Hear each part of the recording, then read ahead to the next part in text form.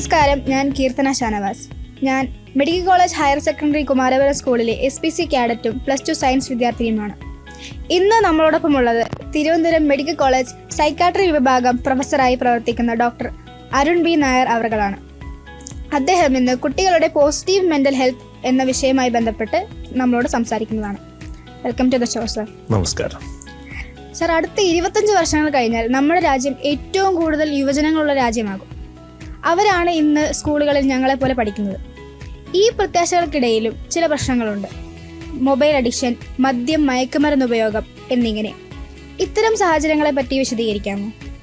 തീർച്ചയായിട്ടും. ഇപ്പോൾ കീർത്തനയുടെ ഈ പ്രായത്തിൽ ഞങ്ങളൊക്കെ പഠിച്ചിരുന്ന സമയത്ത് ഞങ്ങൾക്ക് സന്തോഷം കിട്ടണമെങ്കിൽ ഏറ്റവും നല്ല മാർഗം സൗഹൃദങ്ങളായി. ഞങ്ങൾക്ക് വീട്ടിൽ ഒറ്റയ്ക്കിരുന്നാൽ സന്തോഷം കിട്ടാൻ ഒരു മാർഗ്ഗവുമില്ലായിരുന്നു. കൂട്ടുകാരോടൊപ്പം സഞ്ചരിക്കുക, സിനിമ കാണാൻ പോവുക, കളിക്കാൻ പോവുക, യാത്രയ്ക്ക് പോവുക, ഒന്നും അല്ലെങ്കിൽ വെറുതെ ഇരുന്ന് ഗോസിപ്പ് പറയുക. സൗഹൃദങ്ങളായിരുന്നു സന്തോഷത്തിൻ്റെ ഏറ്റവും പ്രധാന കാരണം. ഇപ്പോൾ കീർത്തനയുടെ തലമുറയിലെ അവസ്ഥ എന്താ? മൊബൈൽ.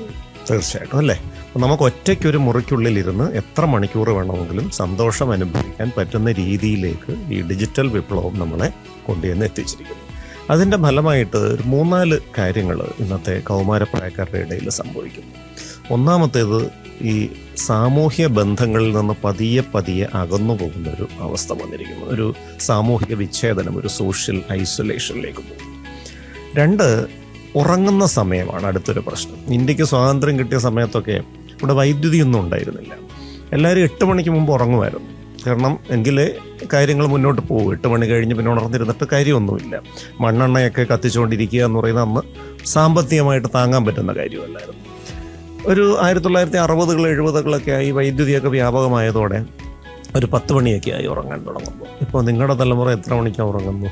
12-ന് മുൻപ് ഉറങ്ങുന്ന ആരും തന്നെ ഇല്ല. പക്ഷെ രാവിലെ നമ്മൾ കൃത്യസമയത്ത് എഴുന്നേറ്റ് സ്കൂളിൽ പോയേ പറ്റൂ. ഈ സ്കൂൾ തുടങ്ങുന്ന സമയമൊന്നും ലേറ്റായിട്ടുമില്ല. അപ്പോൾ ഉറക്കത്തിൻ്റെ അളവ് കുറയും. ഈ ഉറക്കം കുറയുമ്പോഴത്തേക്ക് സംഭവിക്കുന്നൊരു പ്രശ്നമാണ് നമുക്ക് ഡിപ്രഷൻ പോലെയുള്ള, വിഷാദം പോലെയുള്ള പ്രശ്നങ്ങൾ വരും. അമിത ഉത്കണ്ഠ വരും. നമ്മുടെ സ്വഭാവത്തിൽ കുറച്ച് മാറ്റങ്ങളൊക്കെ വരും. പെട്ടെന്ന് ദേഷ്യപ്പെടാൻ തുടങ്ങും. അങ്ങനത്തെ പ്രശ്നങ്ങൾ വരും. 3-മത്തേത്, നമ്മൾ ഈ ഡിജിറ്റൽ ഉപകരണങ്ങൾ ഒരുപാട് നേരം ഉപയോഗിക്കുമ്പോൾ നമ്മുടെ ശ്രദ്ധ കുറയും. ഇപ്പോൾ നിങ്ങളുടെ തലമുറ തന്നെ മിക്കവാറും റീൽസ്, ഷോർട്സ് അതൊക്കെയല്ലേ കൂടുതൽ താല്പര്യത്തോടെ കാണുന്നു.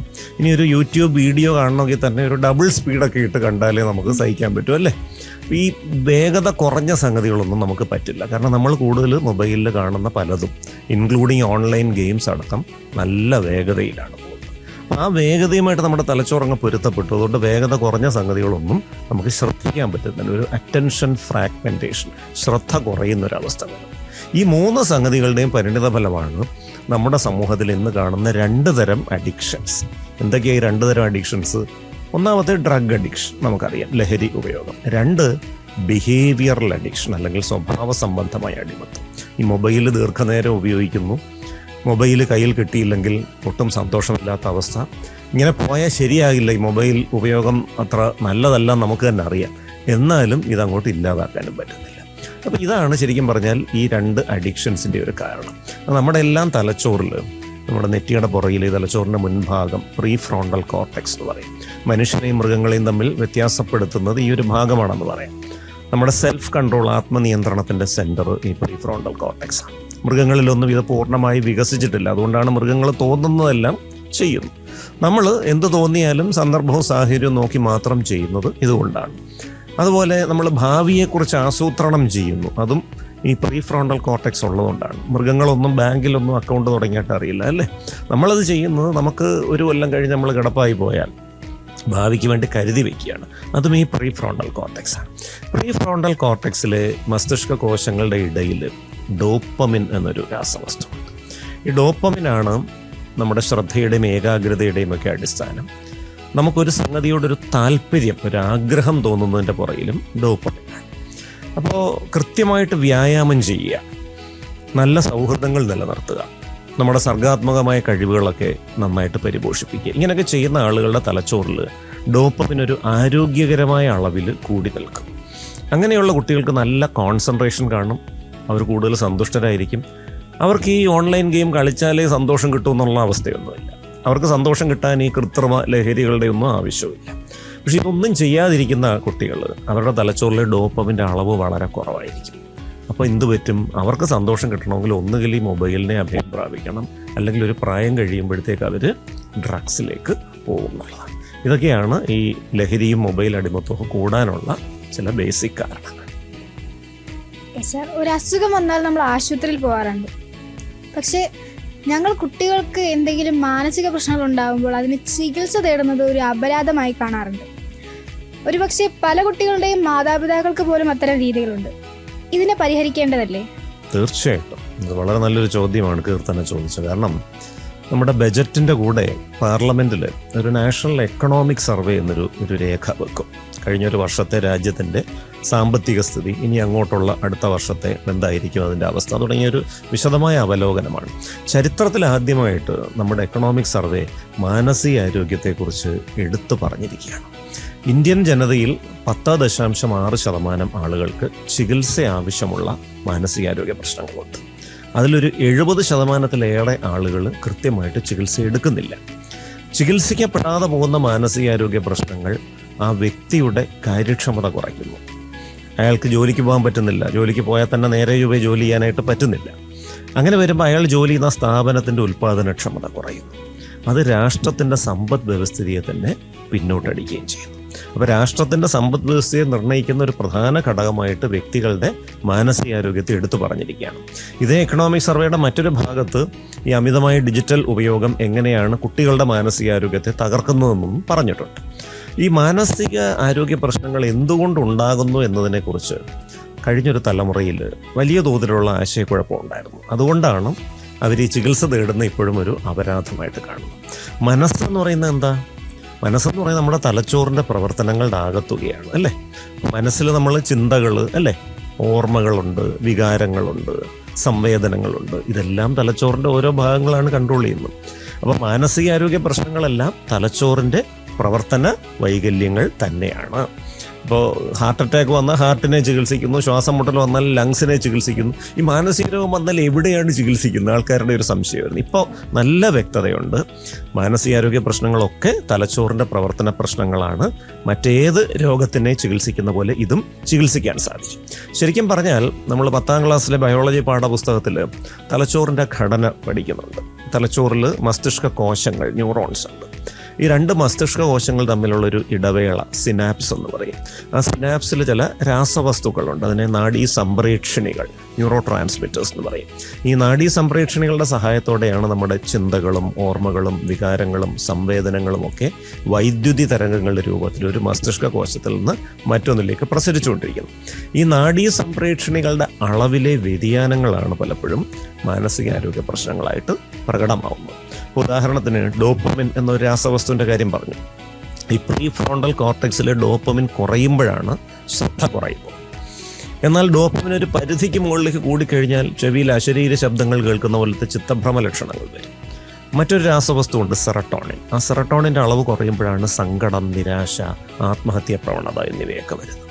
അപ്പോൾ ഈ രാസവസ്തുക്കളുടെ അളവ് ക്രമീകരിക്കുന്ന മരുന്നുകളും ചിന്തകളിലെ വൈകല്യങ്ങൾ തിരുത്തുന്ന മനഃശാസ്ത്ര ചികിത്സകളും ഉപയോഗിച്ചാൽ പല മാനസികാരോഗ്യ പ്രശ്നങ്ങളും പൂർണ്ണമായിട്ട് മാറ്റാം.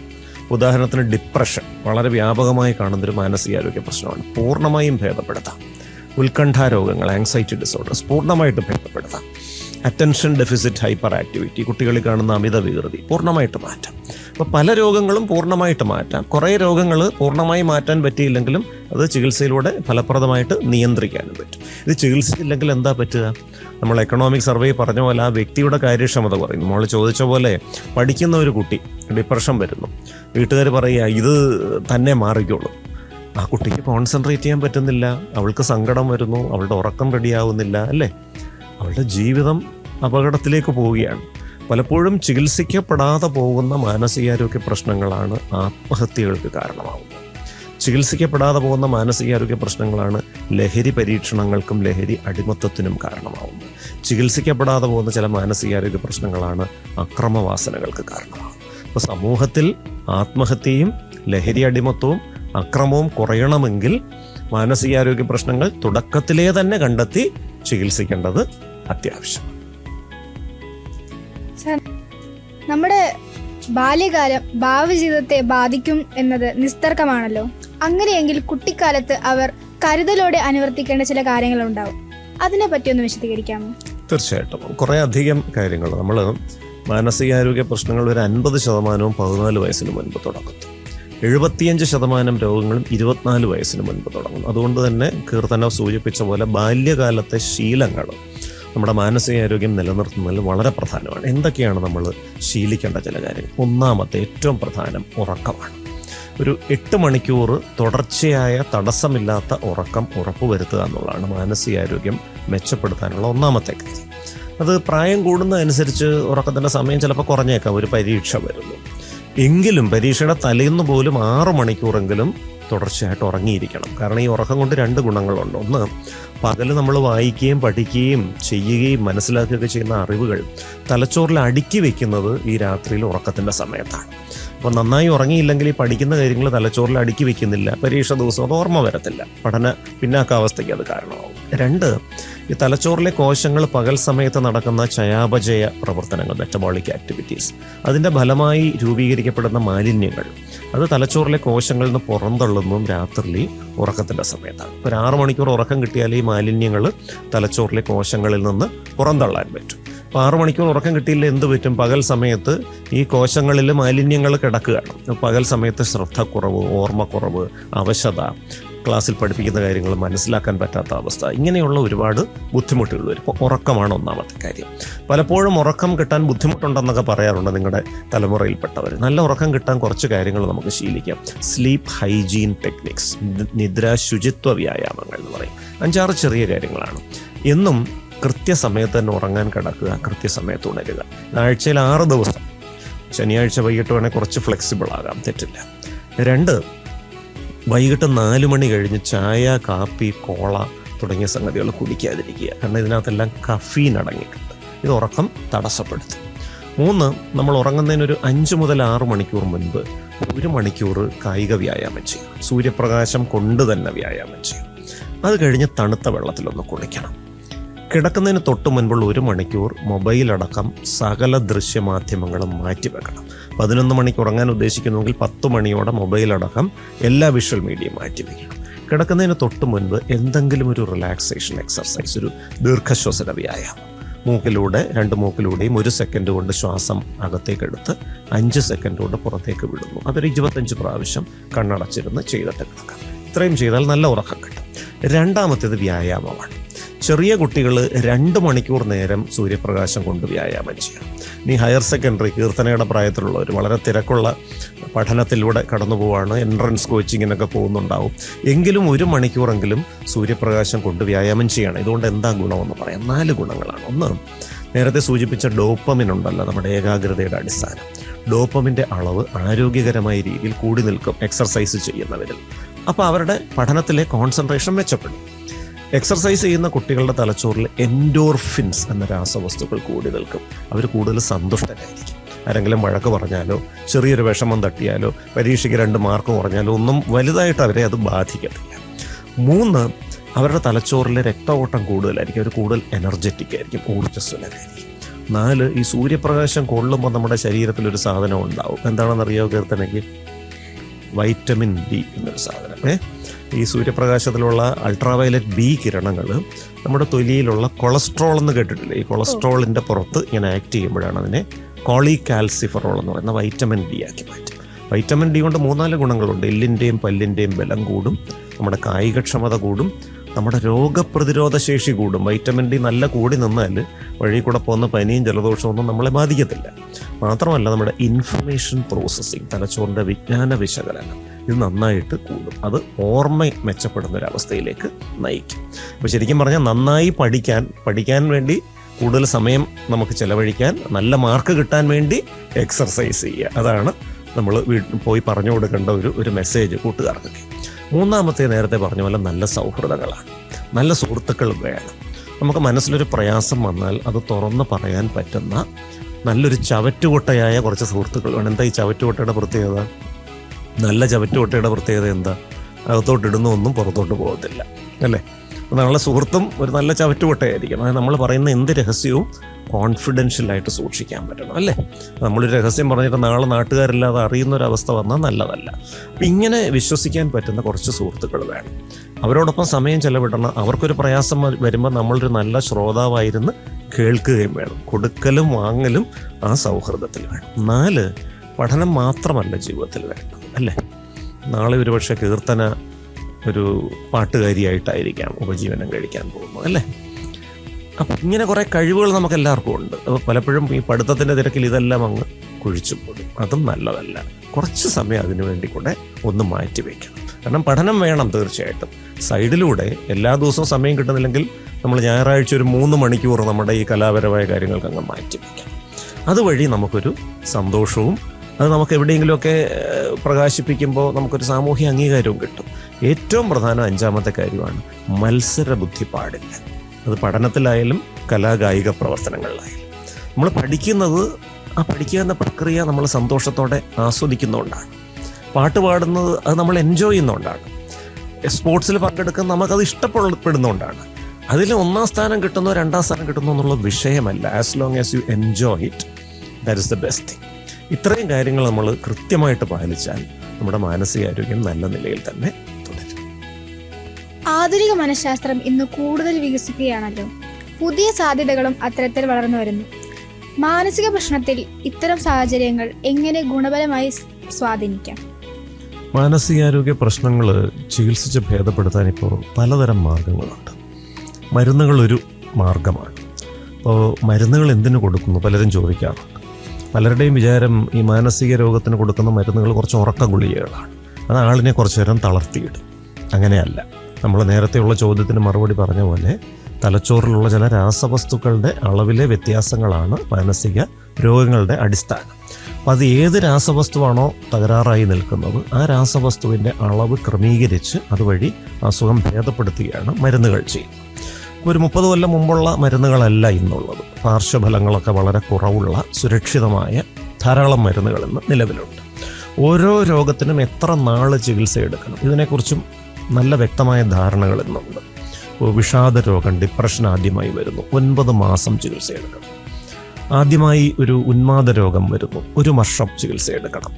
ADHD പോലെ അമിത വികൃതി പോലെയുള്ള സംഗതികൾ 18 മാസമാണ്. ലഹരി വസ്തുക്കൾക്ക് അടിമപ്പെട്ട വ്യക്തികൾ 6 മാസം തൊട്ട് 9 മാസം വരെയാണ്. അപ്പോൾ എത്ര കാലം ചികിത്സ എടുക്കണമെന്നുള്ളത് പോലും വ്യക്തതയുണ്ട്. 2, ഈ ചിന്തകളിലെ വൈകല്യങ്ങൾ തിരുത്താൻ മരുന്നുകളില്ലാതെയുള്ള ചില മനഃശാസ്ത്ര ചികിത്സാ രീതികൾ നിലവിലുണ്ട്.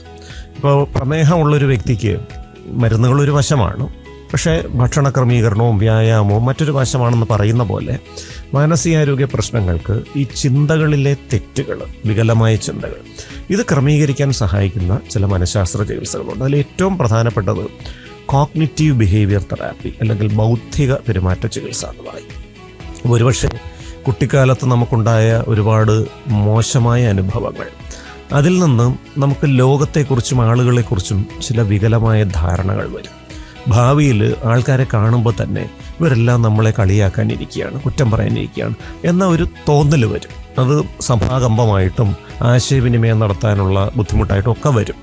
അപ്പോൾ ഈ ചിന്താവൈകല്യങ്ങളെ കൃത്യമായി തിരിച്ചറിഞ്ഞ് പരിഹരിക്കുക എന്നുള്ളതാണ് ഈ കോഗ്നിറ്റീവ് ബിഹേവിയർ തെറാപ്പിയുടെ ജോലി. 2, മൈൻഡ്ഫുൾനെസ് അല്ലെങ്കിൽ മനോനിറവ് എന്ന് പറഞ്ഞൊരു സംഗതിയുണ്ട്. അപ്പോൾ നമ്മുടെ മനസ്സിനെ പലപ്പോഴും അലട്ടുന്ന 2 കാര്യങ്ങളാണ്. ഒന്ന്, കഴിഞ്ഞുപോയ സംഭവങ്ങളെക്കുറിച്ചുള്ള ഓർമ്മകൾ, വേദനാജനകമായ ഓർമ്മകൾ, സങ്കടപ്പെടുത്തുന്ന കാര്യങ്ങൾ, അല്ലെങ്കിൽ ഇനി വരാനിരിക്കുന്ന കാര്യങ്ങളെക്കുറിച്ചുള്ള ആശങ്കകൾ, നാളത്തെ പരീക്ഷ എങ്ങനെയാവും, അല്ലേ? അപ്പോൾ ഈ 2 കാര്യങ്ങൾ കാരണം നമ്മൾ ഈ പ്രസൻറ്റ് മോമെൻറ്റിലോട്ട് ഫോക്കസ് ചെയ്യുന്നില്ല. അപ്പോൾ മൈൻഡ്ഫുൾനെസ് അല്ലെങ്കിൽ മനോനിറവ് എന്ന് പറയുന്നത് ഈ കഴിഞ്ഞുപോയ സംഭവങ്ങളിൽ നിന്നും വരാനിരിക്കുന്ന സംഭവങ്ങളിൽ നിന്നും മനസ്സിനെ മാറ്റി ഈ വർത്തമാനകാലത്തിലേക്ക് അത് ഗുണമാണോ ദോഷമാണോ നല്ലതാണോ ചീത്തയാണോ എന്നൊന്നും വിവേചിക്കാതെ പരിപൂർണമായിട്ട് മുഴുകുക എന്നുള്ളതാണ്. ഇതിൻ്റെ അടിസ്ഥാനത്തിലുള്ള ചില മനഃശാസ്ത്ര ചികിത്സകളുണ്ട്. അതും തീർച്ചയായിട്ടും ആരോഗ്യകരമായ രീതിയിൽ മനസ്സിനെ വികസിപ്പിച്ചുകൊണ്ട് വരാൻ പറ്റും. 3, അക്സെപ്റ്റൻസ് ആൻഡ് കമ്മിറ്റ്മെൻറ്റ് തെറാപ്പി എന്ന് പറയുന്ന സംഗതിയുണ്ട്. ഇപ്പോൾ ജീവിതത്തിൽ ചില യാഥാർത്ഥ്യങ്ങളുണ്ടാകും. ഒരു വ്യക്തിയുടെ കാലിന് കുറച്ച് പരിക്കുകൾ ഏറ്റിട്ടുണ്ട്. ഇപ്പോൾ ജനിച്ചപ്പോൾ തന്നെ കാലിന് കുറച്ച് പ്രശ്നങ്ങളുണ്ട് എന്ന് വിചാരിച്ച് ഞാൻ മറ്റുള്ളവരെക്കാൾ മോശമാണ് എന്ന് പറഞ്ഞുകൊണ്ട് അയാൾ ജീവിതം വിഷമിച്ച് തള്ളി നീക്കുന്നതിൽ അർത്ഥമുണ്ടോ? ഇല്ല. അപ്പോൾ ഈ യാഥാർത്ഥ്യത്തെ അതുപോലെ അങ്ങ് അംഗീകരിച്ചിട്ട് ബാക്കി ഇനി എന്ത് ചെയ്യാൻ പറ്റും? നമ്മുടെ മറ്റൊരുപാട് നല്ല കാര്യങ്ങളുണ്ടല്ലേ ജീവിതത്തിൽ. അതെങ്ങനെ ഏറ്റവും നന്നായിട്ട് ഉപയോഗിച്ച് നമുക്കും സമൂഹത്തിനും ഗുണകരമായിട്ട് ജീവിതത്തെ മുന്നോട്ട് കൊണ്ടുപോകാൻ പറ്റും. ഇതാണ് അക്സെപ്റ്റൻസ് ആൻഡ് കമ്മിറ്റ്മെൻറ്റ് തെറാപ്പി. പിന്നെ കീർത്തന ഈ എപ്പിസോഡിൻ്റെ തുടക്കത്തിൽ പറഞ്ഞ പോലെ പോസിറ്റീവ് സൈക്കോളജി എന്നൊരു സംഗതിയുണ്ട്. അസുഖത്തിൻ്റെ ചികിത്സ മാത്രമല്ല മനഃശാസ്ത്രത്തിൻ്റെ ജോലി. ഒരു നോർമലായ ഒരു മാനസിക അസുഖം ഇല്ലാത്തൊരു മനുഷ്യന് പോലും സ്വന്തം വ്യക്തിത്വത്തെ കുറച്ചുകൂടെ മെച്ചപ്പെടുത്തി തേച്ചു മിനുക്കി സ്വന്തം കഴിവുകൾ കൂടുതൽ സമൂഹത്തിന് പ്രയോജനപ്രദമാകുന്ന രീതിയിൽ ഉപയോഗിക്കാൻ പറ്റുന്ന പോസിറ്റീവ് സൈക്കോളജിയുടെ ഒരുപാട് സിദ്ധാന്തങ്ങൾ. അതാണ് തീർച്ചയായിട്ടും ഈ SPCയുടെയും മറ്റും ട്രെയിനിങ്ങുകളിലൊക്കെ പ്രധാനമായിട്ടും ഉപയോഗിക്കുന്ന ആ ഒരു സംഗതിയാണ്. കാരണം നിങ്ങളെല്ലാം സമൂഹത്തിൽ ഏറ്റവും മാനസിക ആരോഗ്യമുള്ളവരാണ്. പക്ഷേ നിങ്ങളുടെ ഈ മാനസികാരോഗ്യം സമൂഹത്തിന് കൂടുതൽ എങ്ങനെ ഉപകാരപ്പെടാൻ പറ്റും, അതിനെ ഫോക്കസ് ചെയ്തുകൊണ്ടുള്ള സംഗതിയാണ് പോസിറ്റീവ് സൈക്കോളജി. ഇതൊക്കെയാണ് ആധുനിക മനഃശാസ്ത്രത്തിൻ്റെ വളർച്ചയുടെ ചില സാധ്യതകൾ. സർ, ഞങ്ങളെപ്പോലുള്ള കുട്ടികൾക്ക് ഉണ്ടാകുന്ന മാനസിക പ്രശ്നങ്ങളുമായി ബന്ധപ്പെട്ട് നിരവധി അനുഭവങ്ങൾ ഡോക്ടറിനുണ്ടാവും. അങ്ങനെ ഞങ്ങൾക്ക് ഗുണപരമായ ഏതെങ്കിലും കുറച്ച് അനുഭവങ്ങൾ പങ്കുവയ്ക്കാമോ? തീർച്ചയായിട്ടും. ഇതിൽ എനിക്ക് പറയാനുള്ള ഒരു അനുഭവം എന്ന് പറയുന്നത്, ഒരു ക്യാൻസർ ബാധിച്ച ഒരു കുട്ടി കുറച്ച് കാലങ്ങൾക്ക് മുൻപ് എൻ്റെ അടുത്തേക്ക് വരികയുണ്ടായി. ക്യാൻസറിന് ചികിത്സ എടുത്തുകൊണ്ടിരിക്കുകയാണ്. നാട്ടിൻപുറത്താണ് ജീവിക്കുന്നത്. അച്ഛനും അമ്മയും ഒരു ഇളയ സഹോദരിയുണ്ട്. ഇളയ സഹോദരി 8ാം ക്ലാസ്സിൽ പഠിക്കുന്നു.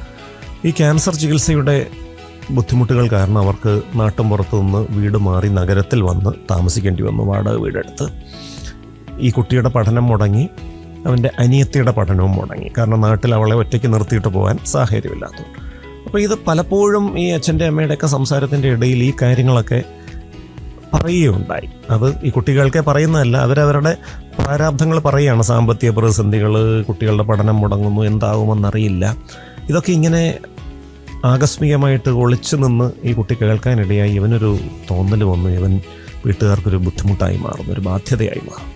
അപ്പോൾ അത് കഴിഞ്ഞ് കുറച്ച് ദിവസം കഴിഞ്ഞപ്പോൾ അവൻ ഉറങ്ങുന്നില്ല, അവൻ ഭക്ഷണം കഴിക്കുന്നില്ല, അവൻ ആരോടും മിണ്ടുന്നില്ല, അവൻ്റെ സ്വഭാവത്തിൽ വല്ലാത്തൊരു മാറ്റം. അപ്പോൾ വീട്ടുകാർ വിചാരിച്ചു ഈ ക്യാൻസറിൻ്റെ കീമോതെറാപ്പിയുടെ ക്ഷീണമായിരിക്കും എന്നൊക്കെ കരുതി.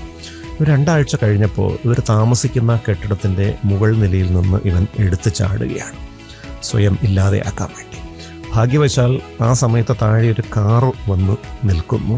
ആ കാറിൻ്റെ പുറത്തോട്ടാണ് ആ കുട്ടി വീഴുന്നത്. അതുകൊണ്ട് വലിയ പരുക്കുകൾ, ഒടിവുകളോ ഒന്നും പറ്റിയില്ല. തലയ്ക്കും വലിയ കുഴപ്പമൊന്നും പറ്റില്ല, കുറച്ച് പോറലുകളും പരുക്കുകളും മാത്രം. ഇതിനെ തുടർന്നാണ് ഈ കുട്ടിയെ എൻ്റെ അടുത്ത് കൊണ്ടുവരുന്നത്. അപ്പോൾ ആ കുട്ടി തീവ്രമായ വിഷാദത്തിലൂടെ കടന്നു പോവാണ്. അവന് ബ്ലഡിൻ്റെ ഒരു ക്യാൻസറാണുള്ളത്. അത് പരിഹരിക്കാവുന്നൊരു ക്യാൻസറാണ് സാധാരണഗതിയിൽ. പക്ഷെ എങ്ങനെയൊക്കെയോ ഈ നാട്ടിൻപുറത്തൊക്കെ ജീവിക്കുമ്പോൾ ഈ ക്യാൻസറിനെ കുറിച്ച് പലതരം ധാരണകളുണ്ടല്ലോ. നമ്മൾ മാനസിക രോഗത്തെക്കുറിച്ചുള്ള ധാരണകൾ പോലെ ഈ ക്യാൻസർ ഒരിക്കലും മാറില്ല, മാറിയാലും വീണ്ടും വരും, ഇനി വന്നു കഴിഞ്ഞാലും ജീവിതം വലിയ ബുദ്ധിമുട്ടായിരിക്കും, കല്യാണം കഴിക്കാൻ പറ്റില്ല, ഇനി കല്യാണം കഴിച്ച് കുട്ടികളുണ്ടായാൽ കുട്ടികൾക്കെല്ലാം ക്യാൻസറാണ്. ഇങ്ങനെ പലതരത്തിൽ പലരും പറഞ്ഞ വികലമായ ഒരുപാട് ഇൻഫർമേഷൻ ഇവൻ്റെ മനസ്സിലിരിക്കും. ഇതൊക്കെ കുറേ നാളായിട്ട് അവനെ പ്രയാസപ്പെടുത്തുകയാണ്. പക്ഷെ അവനിപ്പോൾ ഏറ്റവും വലിയ പ്രയാസം തോന്നിയത് അച്ഛനും അമ്മയും തമ്മിൽ നടത്തിയ ആ ഒരു സംസാരം അത് കേൾക്കാനിടയായതാണ്. വളരെ തീവ്രമായ വിഷാദത്തിൻ്റെ ലക്ഷണങ്ങളുണ്ടായിരുന്നു. ചികിത്സ തുടങ്ങി പതിയെ പതിയെ മെച്ചപ്പെട്ടു. ഇപ്പോൾ ഈ ക്യാൻസർ രോഗബാധിതരിലൊരു 1/3 ആൾക്കാർക്കെങ്കിലും ഡിപ്രഷൻ വരും. ഈ ഡിപ്രഷൻ ചികിത്സിക്കാതെ ഇരുന്നാൽ അവരുടെ രോഗപ്രതിരോധ ശേഷി കുറയും, ഈ ക്യാൻസർ വഷളാവും, ക്യാൻസറിൻ്റെ ചികിത്സ ഫലിക്കാനുള്ള സാധ്യതയും കുറയും. പക്ഷേ നമ്മൾ ചികിത്സിക്കാൻ തുടങ്ങി. ചികിത്സിച്ച് 2 ആഴ്ച കഴിഞ്ഞപ്പോൾ തന്നെ അവൻ്റെ മാനസികമായ ബുദ്ധിമുട്ടുകളൊക്കെ കുറഞ്ഞു. അവൻ ചികിത്സയോട് നന്നായിട്ട് പ്രതികരിക്കാൻ തുടങ്ങി. പൂർണ്ണമായിട്ടും അവൻ്റെ ക്യാൻസർ ഭേദപ്പെടുകയും ചെയ്തു. ഒരു 9 മാസത്തെ ചികിത്സ കഴിഞ്ഞ് അവൻ്റെ ഡിപ്രഷൻ പൂർണ്ണമായി മാറി. അവൻ്റെ മരുന്നുകളൊക്കെ നിർത്തി. അവൻ്റെ ഒരു അക്കാഡമിക് ഇയർ നഷ്ടപ്പെട്ടു. അപ്പോൾ അടുത്ത വർഷം തീർച്ചയായിട്ടും അറിയാമല്ലോ, 10ാം ക്ലാസ്സിലൊക്കെ പഠിക്കുമ്പോൾ താഴത്തെ ക്ലാസ്സിലുള്ള ആളുകളുടെ കൂടെ ഇരുന്ന് പഠിക്കേണ്ടി വരിക എന്ന് പറയുന്നത് തന്നെ ഒരു മനപ്രയാസം. പക്ഷേ നമ്മൾ ആ കുട്ടിയോട് പറയുന്നത് നിൻ്റെ കുറ്റം കൊണ്ട് സംഭവിച്ചതല്ല, നീ പഠിക്കാത്തതുകൊണ്ടോ ഒന്നും സംഭവിച്ചതല്ല. ഒരു ആക്സിഡൻറ്റ് പറ്റിയെന്ന് വിചാരിക്കുക, ഒരു വണ്ടി നമ്മളെ പുറകിൽ നിന്ന് വന്ന് ഇടിച്ചു, നമ്മൾ 6 മാസം കിടന്നുപോയി, എന്ത് ചെയ്യും? നമ്മുടെ നിയന്ത്രണത്തിലാണോ? അതുപോലെ വന്ന് പെട്ടതാണ്, അങ്ങനെ എടുക്കാൻ പറഞ്ഞു. ആ കുട്ടി ആ രീതിയിൽ അതെടുത്തു. പക്ഷേ അടുത്ത വർഷം അവനൊരു നല്ല കാര്യം ചെയ്ത് അവൻ ആഞ്ഞ് പഠിക്കാൻ തുടങ്ങി, നന്നായിട്ട് പഠിക്കാൻ തുടങ്ങി. ഒരു ആവറേജ് സ്റ്റുഡൻ്റ് ആയിരുന്ന ഈ കുട്ടി ഒരു മികച്ച സ്റ്റുഡൻ്റായി മാറി.